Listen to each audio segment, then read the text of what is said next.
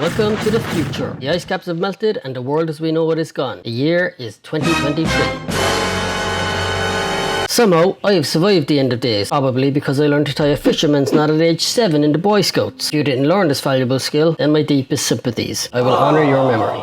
The first thing I need to do is build a sweet ass raft because survival is the utmost importance in this game. If you watch my video on how to build the best beginner's raft, then that is the model we're going to go with. It is small and efficient but contains everything we need to conquer the open seas. I'm also going to spend the extra resources to build the fancy version because the first rule of the apocalypse is to have a nicer raft than your neighbour.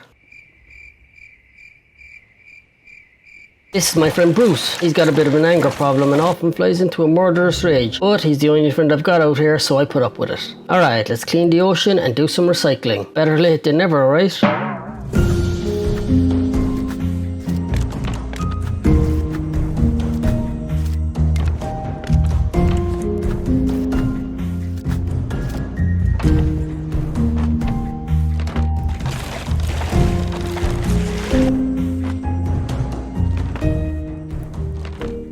And this is it. This is the perfect raft. It's got everything I need to find out what happened to the world. It's got a cooking station here with the advanced grill as well as 2 simple ones. It's got 2 furnaces, large crop plot, small crop plot. It's got a storage area here, got a bed upstairs, and of course it's got my radio receiver. I'm also going to put more storage in here once I get the necessary resources. So the big question now is, can we reach the end of the game with just this raft? Well, let's find out. Luckily, before everything went tits up, I managed to grab my trusty journal. Being able to jot down your daily thoughts and ideas is far more important than food and water. Trust me. My journal gives me a 4-digit code and tells me I should head to this location. Once I enter the code into my high-tech radio receiver that I built with old milk cartons and plastic bottles, I open my sail and head to the destination at a rate of knots. 1 knot to be precise. It appears to be an old rundown radio tower. After looking around and finding some old notes, I discovered that it was occupied by 3 small birds who appear to have been working on complex nuclear reactors to save the world. Nature truly is amazing. Not surprisingly, small woodland creatures were not equipped with the necessary skills to maintain these reactors and they began to fail. Barrow was suspicious of Owl and thought that he was trying to steal the technology for nefarious purposes, so she took the reactors and left. She headed towards a place called Celine. Unfortunately for Cuckoo and Owl, their boat was attacked by Bruce when they tried to follow, and presumably they made a nice snack for his lunch. Anyway, I did find another code with the word people next to it, so I should probably check that out. The location is 16 clicks northeast west of here. Let's go. My raft holds up pretty well and gets me there without any issues. It's not fast, but it still gets the job done. That's what she said? That's what... Damn, there was almost a joke there. Anyway, the code leads me to an abandoned luxury yacht. Nice to know that even in the apocalypse, the rich are still living well. Unfortunately, this yacht is filled with a bunch of mutant rats, and much like the peasant uprising of 1848, they appear to have eaten the entire crew. I find some letters written by a woman named Hannah. She appears to have left her husband Reuben behind and came aboard this ship to serve as the chief engineer. She thought that this ship was humanity's only chance at survival. Let's see how that worked out for her. That's one of those damn rats. What are you doing to it? Get out! Do your job. The ship's owner was named Olaf Wilkström. He was a Swedish man, obviously, who worked for the government and was tasked with building a floating city to save the people of Stockholm from rising sea levels. Instead, he used the money to buy this yacht and sailed off into the sunset. Nice. Like most government workers, Olaf wasn't a very good leader and he began to rule with an iron fist, rationing the food but eating like a king, keeping all the medicine for himself, even trying to train the monstrous rats to be soldiers. This didn't work out too well for him though, as they became too rabid and began eating everybody. Naturally, the ship crashed, the food ran out, the rats took over, and Olaf simply had enough. He grabbed a lifeboat and fled the ship, leaving the crew behind to fend for themselves. Whether they survived or not, I'm not sure. One thing is clear, however, Hannah should never have gotten on this ship. I did find a note on the captain's bridge with directions to a place called Balboa. Perhaps this is where humanity rebuilt the world we lost. Unfortunately for my tiny raft, Balboa is in a direction that cannot be reached on wind power alone, so I'll need to build a small extension for the engines. Now, in my video on how to build this raft, I did mention that minor modifications would be allowed to get to Balboa, so technically I'm not breaking any rules. On my way to the next destination, I stopped at a large island and picked myself up a new friend. He's much less toxic than Bruce, thankfully. And this is Balboa. It is a large island with lots of green and it could possibly support a brand new civilization. There is only one problem. It's overrun with murderous bears that may cause issues. While roaming this island and slaughtering these bears, I discovered that there was some humans here at one point, Astrid and Bruno, and what I initially thought were their children, but instead turned out to be inanimate robots made of scrap. Astrid and Bruno also turned out to be brother and sister, so that would have been weird. Astrid disappeared one night, most likely killed by bears, or else left the island because Bruno had gone mad. After she left, Bruno got worse and eventually murdered half the robot children. Not sure if he can legally be charged for that or not, but he grabbed a boat and went on the run anyway. Where he is now, nobody knows. But it is safe to say that this island did not have the camaraderie I was looking for. The relay towers gave me directions to a place called Caravan Town. It looks like a city built of old, well, caravans, so maybe we'll have more luck finding people there. Now that I've got 2 engines on the back of my raft, reaching Caravan Town is no problem. Once I get there, I take a look around for the people, but once again, it has been abandoned. What happened here? Most of the clues I pick up are from a child named Detto, who arrived at Caravan Town from a city of interconnected rafts that were tied together on the open ocean. Sort of like Waterworld. I wonder if Kevin Costner is here. The Waterworld city ran aground off this island, so the people joined up and everything seemed to be going smoothly, until one day, a man named Olaf Wilkstrom showed up. He may have poisoned the feeding pigs because everyone who ate the meat got very sick. He also tried to turn the local hyenas into ravenous soldiers. He doesn't really learn his lessons very well. He then convinced the people to abandon Caravan Town and head to a floating city named Tangaroa. It's possible that Tangaroa is the floating city that he was tasked with building in Sweden. Let's head there and see if we can figure out what is going on with this crazy man. I steal the code for Tangaroa from the mayor's office, as well as his hat, and set sail.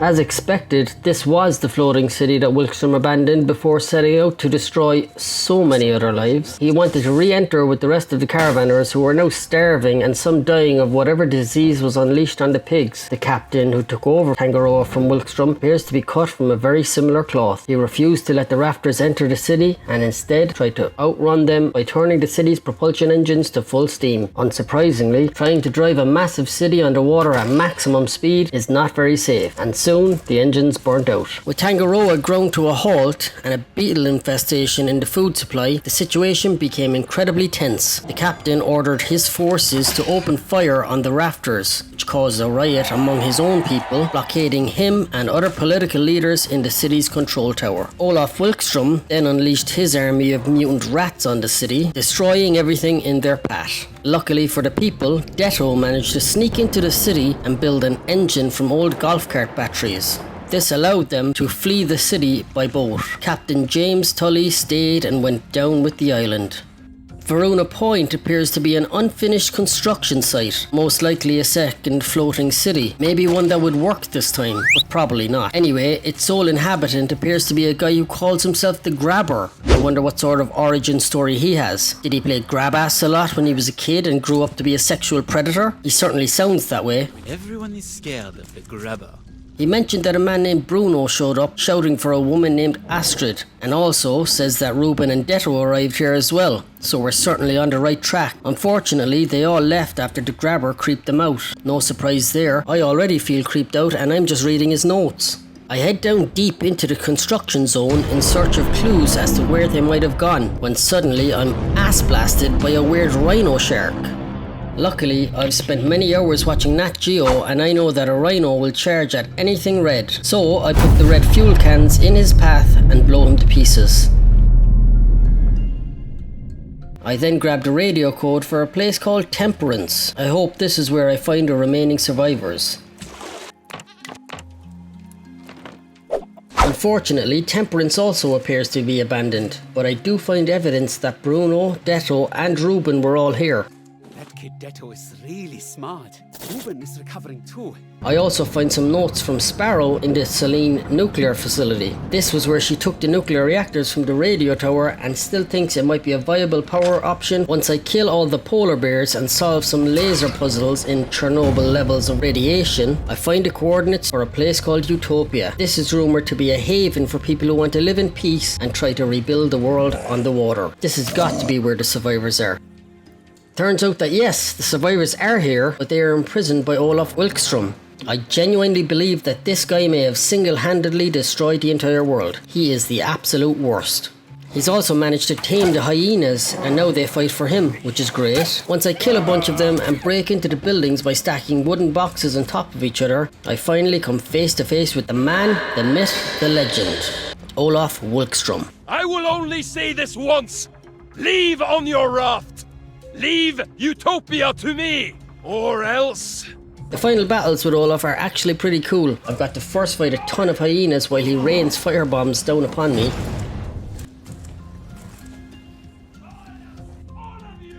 Then I've got to fight this giant mutated acid shooting super hyena. Once I kill her, I walk towards Olaf and the bumbling fool falls out of a window. He's caught on a vine and I'm just going to leave him hang there to think about his actions for a while. I go and free the survivors from the prison and the world is once again at peace. When the ocean itself broke civilization, the survivors were left with nothing. Yet, they persisted. The forward scouts rose up from the wreckage, defied our flooded world, and brought back hope. Now Utopia stands free once again thanks to their actions. With this final chance, we can begin the slow and difficult road to recovery. From today on, we are all forward scouts, ready to discover the next step for humanity.